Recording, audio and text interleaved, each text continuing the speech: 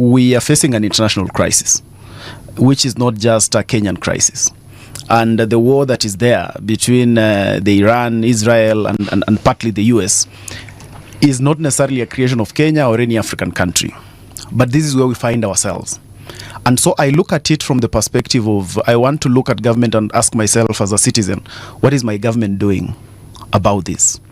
And we're able to see steps that have been able to lead to what looks like a mitigation measure.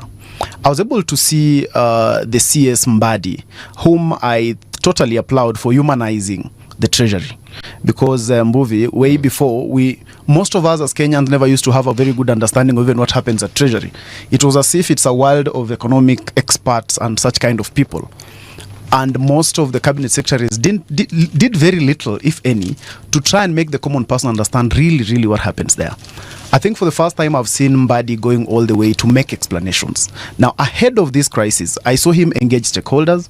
I saw him make presentation to Parliament, both Senate and the National Assembly, just to prepare us that, you know what, there's this crisis that is coming up and this is what we've done. And I've been able to move this from what is required of me by law to about 13% so that we can start cushioning Kenyans. I thought that was a step in the right direction.